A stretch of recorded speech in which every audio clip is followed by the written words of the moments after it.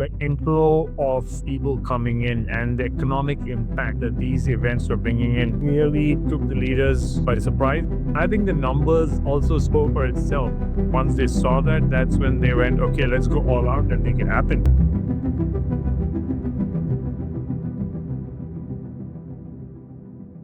Ajay, it's a pleasure to have you here. Welcome to the deep dive. This is your first episode with us, and I hope many more will come. But we want to start off with a very basic, but at the same time, beautiful question. And it's what's your purpose and what do you do to achieve it? So, like a lot of people, I not planned to be in an events industry or language of running events, bringing people together. Everyone, different thoughts was there. I'm a master's in marketing by education, and that's what I set out for, being a marketer. And then one led to something, and eventually events was part of brand launches and brand outreach that we used to do, and that's how I ended up being in the events or the business meetings industry. And it's now been almost 20, 21, 22 years. And I think one of the biggest things what I've really enjoyed, and I think what really gives me a high every morning that continue to be part of this business and this industry is I think the whole experience and the satisfaction when you see when people come together, and in fact, in MCI, there's a big saying when people come together, magic happens, and you can actually see that in people, when they are, and we do a lot of conventions, conferences, which are annual shows, which means there are consistently the same people who are coming year on year at different location, but meeting the same people, and you could see that joy. Hey, I've seen you after a long time, or I saw you at a different uh, city, different country a few months back. Now I'm seeing you here, and I think that just gives you that that little high that that's exactly what I want to see and keep doing as well. Bring people together, let them have a great time, enjoy themselves. Of course, bring some good content as well, and then and then of course work with the team to keep giving some of the best and unique experiences. Ah, that's amazing. Yeah, definitely, definitely. As Mr. David Peckinpah would say, this would be the industry of engagement and coming together, coming together to be more human, to connect as humans. Something that usually nowadays it's becoming a challenge, but at the same time, it's bringing a lot of opportunities for us as event professionals as well. So, Yes, absolutely. can you tell me a little bit about how right now the leadership landscape looks like within the events industry in the Middle East?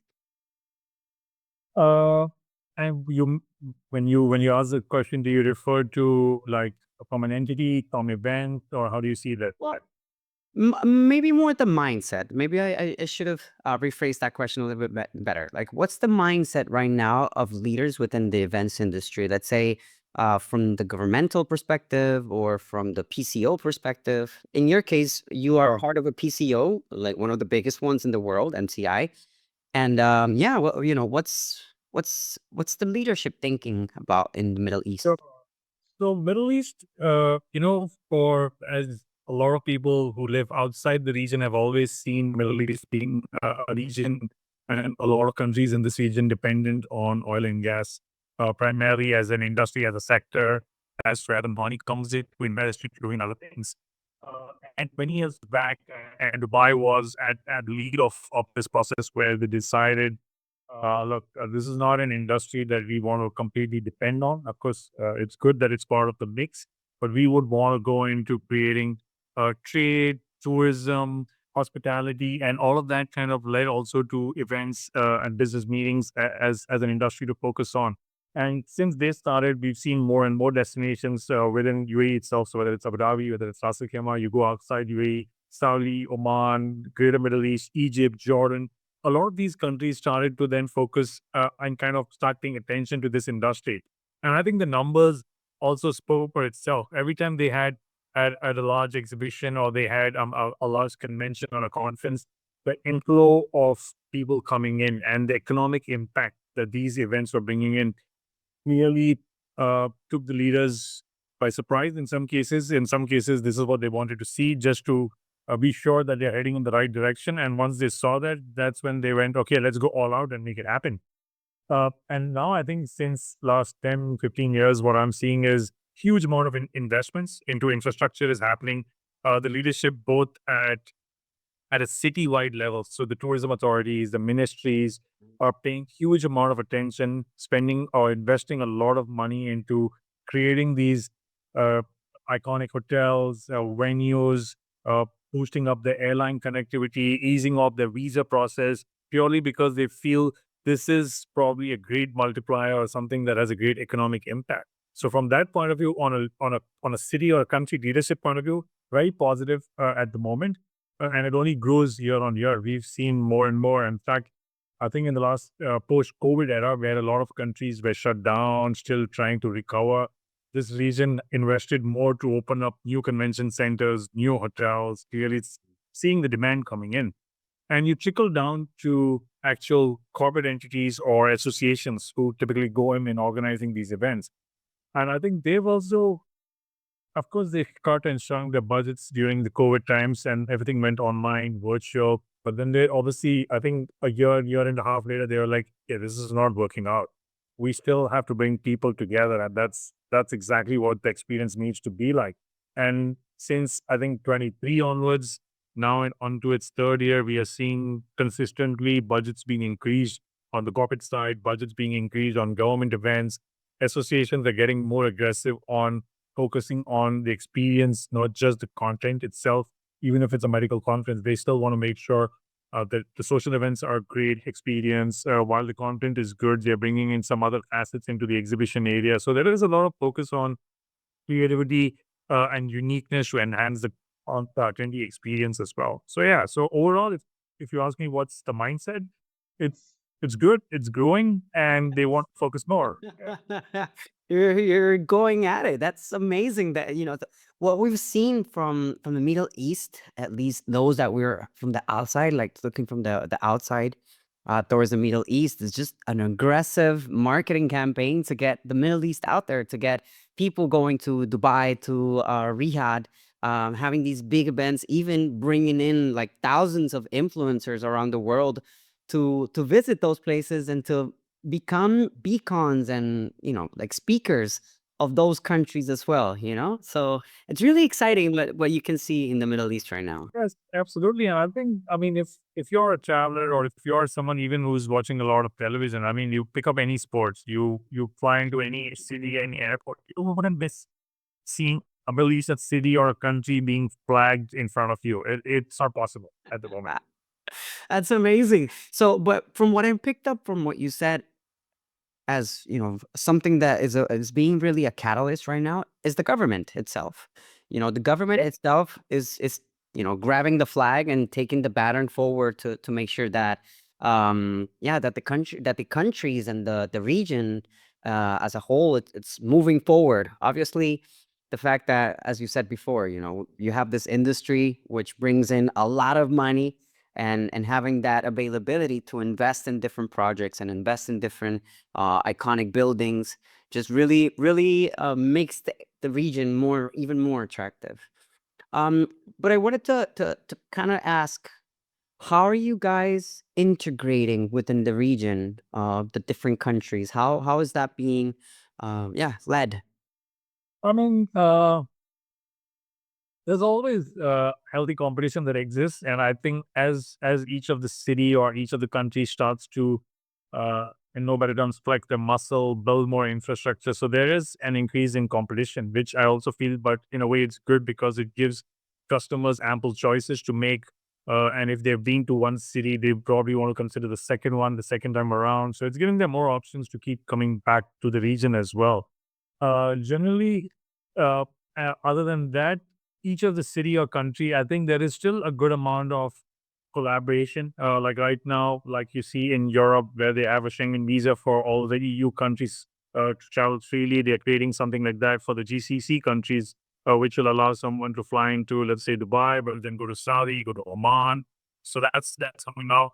We are building a rail infrastructure that might also connect a few of the countries in the Gulf countries region as well. So they do realize the importance of, you can't be, while you are competing with each other, but that doesn't mean you isolate yourself. You still have to be the mix of the region or belong to the region, because eventually that's what people are coming for. They might travel between the countries, and events might not repeat certain destinations for several years, but they still can go to other countries. And I think there is also a bit of a piggybacking on each other, right? So Qatar hosted the FIFA World Cup.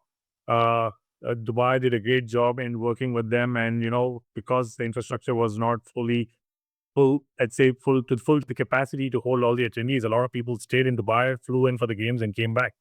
So we've seen then when Expo was hosted in Dubai, same thing. Dubai hotels were full. People were staying in Abu Dhabi and other Emirates. They were driving uptown to the Expo and going back. So I think they do realize that these are still small cities. So the infrastructure is no longer small, at least from a Dubai standpoint. But a lot of other countries do realize that the infrastructure is small, and the best thing is collaborate and make it work as a region. So I think so that they're doing pretty good at it. At the same time, competing with each other as well for projects. Yeah, yeah. What I see, coming from Middle East as well is a lot of authenticity. You guys are trying to build a very strong brand, a very unique brand of luxury, which also at the same time positions you within a niche that can invest a lot of money as well. So you're attracting of what you can also as well invest and provide for yourselves, which is super interesting.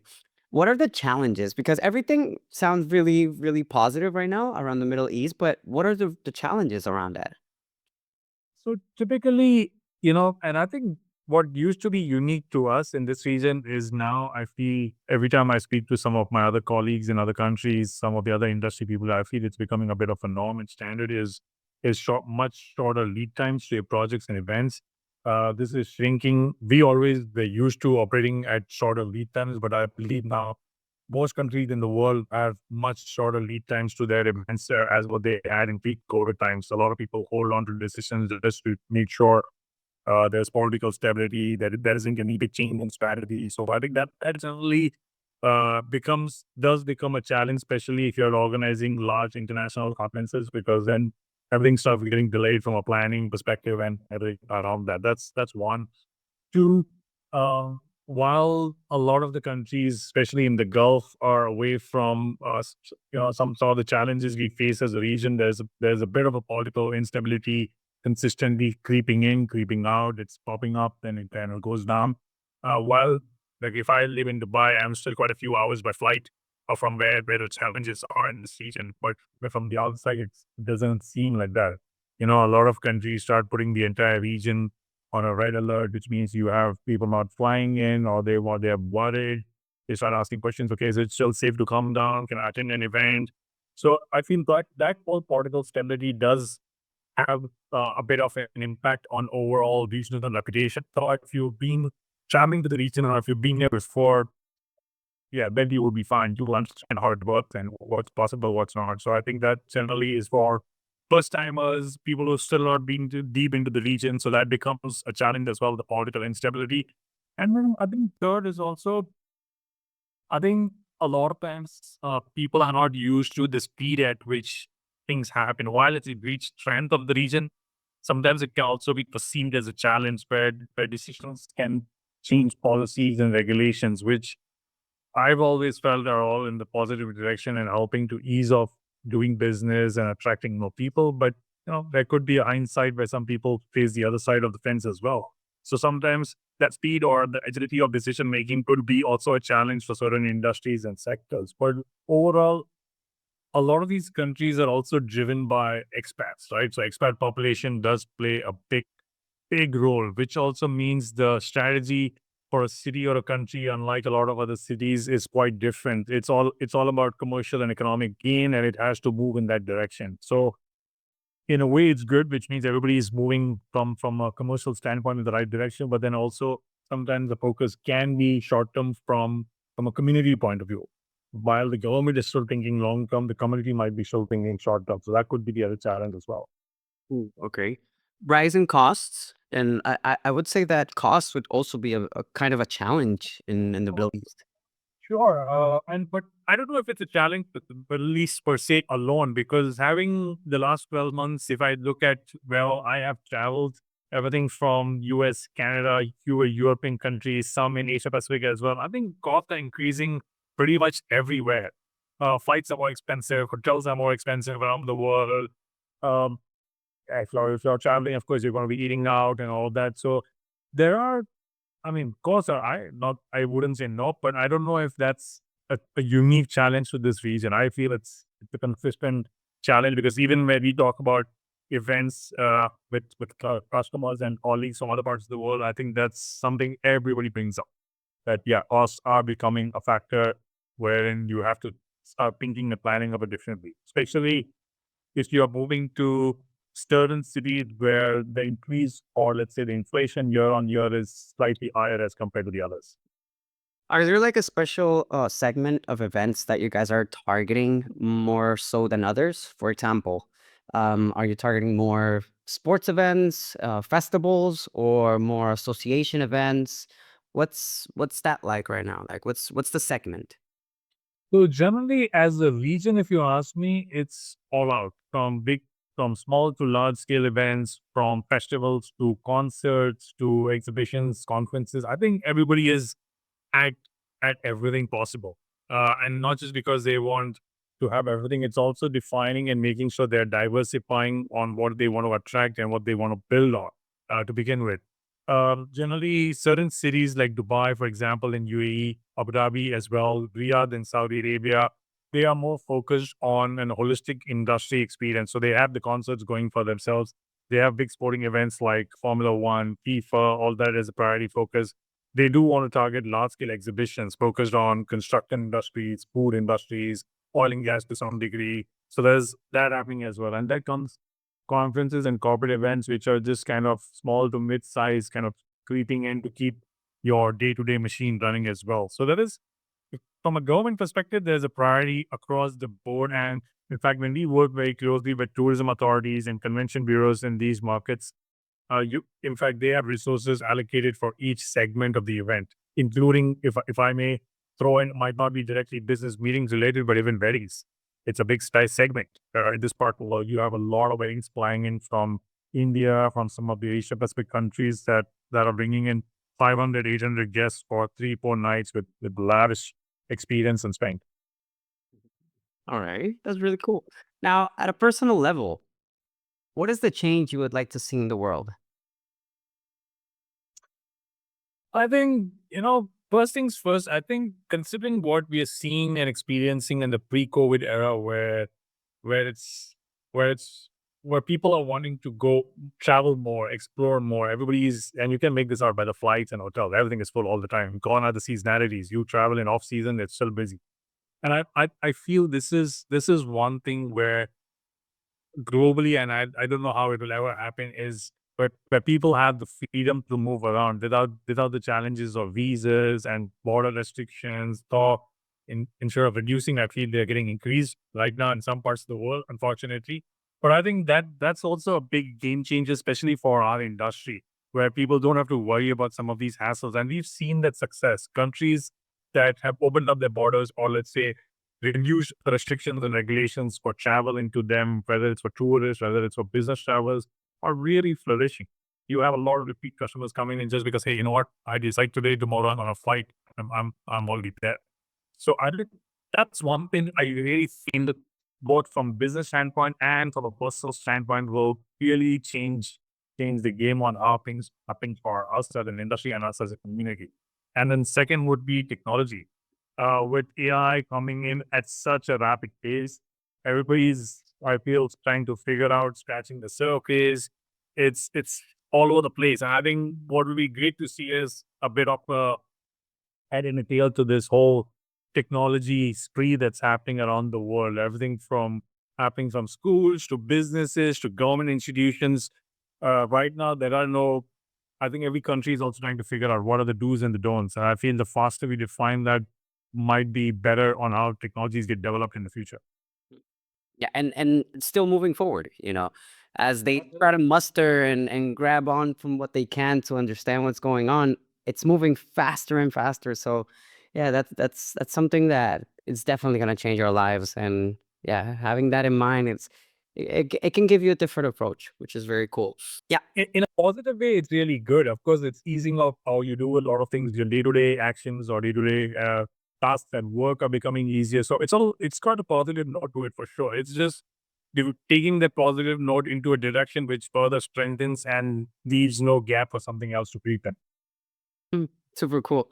Now we have a tradition here in the podcast, and the last guest that we had was Mr. Glenton Deacock. I don't know if you've met him. He's from South Africa. He's one of the biggest leaders there in the events industry, and he left a question for you that I would like to tell you right now, which is, Right. what career advice would you tell your 16-year-old self now that you find yourself in the events or meetings or tourism industry? So a 16-year-old who's in the industry or wanting to join the industry. So, what career advice would you tell your 16-year-old self now that you find yourself in the events or tourism industry? Hmm. I think explore more. Uh, and when I say explore more, it's about exploring more different styles of events, more different cities and countries around the world, because I feel uh, sometimes it takes a much longer time to explore and experience to bring the best practices together. So the faster you can do that will completely change your mindset. And unlike the past where business events were in a certain format, weddings were in a certain format, concerts were in a certain format, it's all getting kind of added from one to the other. They're bringing the best of one to the other and kind of connecting all that. So support would be explore more, take more risks with events as well. I think as an event planner, as an event organizer, or as an agency, I feel sometimes we get too caught up in uh, limiting the risks we take on launching new products, new events. I think that's something to do as well, or work with organizations that have that mindset, because that gives you a much more entry into some real possibilities of what events could be like. I mean, some of the greatest events in the world kicked off with some very silly ideas, but today are a nationwide or a citywide event as well. So yeah, explore more, take risks more, and then third would be is keep yourself consistently updated. Uh, in our industry, while a lot of things remain static or move slowly, but there's a huge amount of elements that also move super fast, whether it's technology related, whether it's sustainability related. And this, I think this also changes every 2 or 3 years. There's a whole new topic, and that becomes a priority and the focus for the entire industry. So it's constantly being connected and being in check. When we were young, we didn't follow all of that. We were like, okay, let's kind of go step by step. But I think in today's generation, they have that a broader view to play that game right. All right. Well, that's amazing. I'm pretty sure that eventually some 16-year-old will see this and will feel inspired as well. Nonetheless, I'm 32 and I'm double that age, and I'm feeling inspired by that. Taking risk for me, it's something that is, really resonates within my field, within my outlook on life. So, thank you so much for your time, Ajay. I really appreciated meeting you. I hope to see you soon in person, to get the chance to maybe go to Dubai and visit you and Absolutely. enjoy some Yeah. nice events with you. If you're here, feel free to reach out. All righty. Take care. All right, take care. Big hugs, man.